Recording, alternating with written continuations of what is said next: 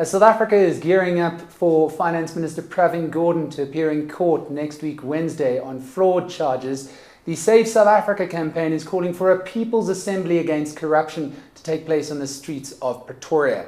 To unpack this, we have the Save South Africa Convenor Sipho Pityana joining us now. Thank you so much for offering us your time. Thank you very much, Sinclair. Mr. Pityana, let's put it plainly. What does the Save South Africa campaign hope to achieve with this People's Assembly Against Corruption next week, Wednesday? Well, we are hoping to show South Africa that we are against the moves at state capture. We are against attempts to overrun Treasury in order to facilitate unfettered looting of the country's resources, further than what we have seen that has been reported in the media recently. As far as we're concerned, this trial of Minister Gordhan is about that. It is about an attack on the Treasury and an attack on the sovereignty of our country. Were the Finance Minister not appearing in court next week, Wednesday, would you have called a meeting of this kind? And realistically speaking, how much support are you hoping to receive? Well, if the Minister was not appearing in court next week, we would not have called for a People's Assembly, but we had already decided that we needed to mobilize civil society. We've been in interaction with a cross range of civil society organizations. You had reported previously about our interactions with business, and encouragingly you saw that business came out.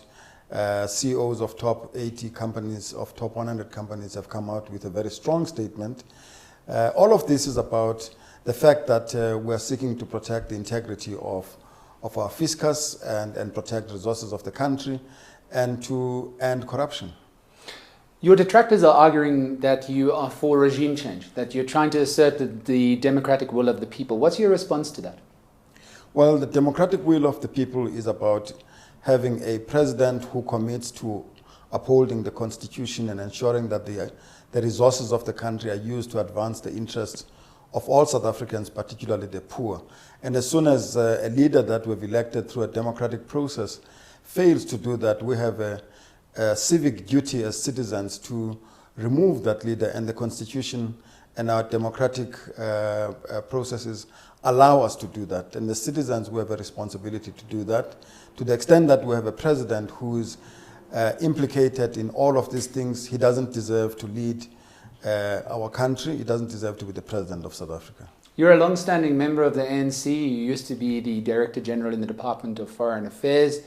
Some people are arguing that you're continuing to fight battles that you've lost within the ANC, and just because your horse didn't win at the last elective conference, you're now playing out this battle on a new front. What is your response to that? My horse is the African National Congress and the policies that advances, which are now being betrayed by President Zuma, and I'm clear that to the extent that I'm a loyal member and a cadre of the ANC, I have a responsibility and a duty to point that out and take appropriate steps to ensure that what we promise the people of South Africa, which is governance with integrity and governance that is free from corruption and governance that takes care of the poor and the needy, is upheld. President Zuma is the very antithesis of that, and he doesn't deserve to be the president of the country. And from my membership of the ANC, I have made this point clear: he doesn't deserve to be the president of the ANC. He is an assault on the reputation of the ANC and everything that it has stood for. This People's Assembly Against Corruption, how do you think it is going to affect internal dynamics within the ANC, though, especially as there are senior members of not only the NEC but rank and file members of the party that are going to be at the court supporting the Finance Minister? The People's Assembly is about drawing attention of South Africans that this is a moment for South Africans across the spectrum, irrespective of their party political affiliation. Our country's sovereignty is under attack as a result of state capture, and therefore South Africans, irrespective of their ideological persuasions, we call upon them to unite behind what unites us, which is the South African flag and our constitution, and show unity and demand government and being governed with integrity and honor. We've seen the university protests have been policed, and detractors of the way the state has handled it have said that there's been violence meted out by the South African Police Service and other security forces. Are you worried at all that that violence could occur next week Wednesday at the People's Assembly? I'm concerned about violence. Any form of violence must be condemned. And indeed, I think that the way we have come to settle our differences as a country has been through a negotiated settlement and dialogue. And that's the culture that has been cultivated and that has delivered the democratic dispensation. And we should trust that, and we should not resort to violence. In organizing this, we've gone out of our way to ensure that we make it clear to all those who intend to be there to be disciplined, to be not to do anything other than what has been they've been directed to do by the organizers of this event. This is a peaceful protest. This is a protest whose strength derives from the message and not from the other violent activities that may be intended. Many people are describing this moment in our history as a make or break point. What's your take on that? Well, it is a make or break moment. It is a moment where if South Africa, if we fail to shut the door at the forces of darkness and corruption and capture, this country will be overrun. Indeed, what we saw in Greece will look very mild. What we are seeing in Zimbabwe will look very, very mild. So we have to stop it. We have to do all we can as South Africans through dialogue, through engagement and use of the democratic options that we have at our disposal to ensure that we return to a country that is governed with integrity.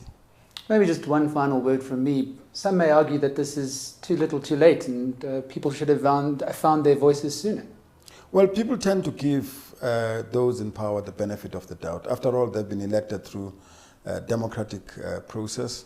There's been a lot of engagement with these disturbing trends, particularly by civil society. If you look at those of us who are involved with this, from Corruption Watch to Section 27 to CASAC, Equal Education, the churches were the first ones early this year who asked for President Zuma to step down.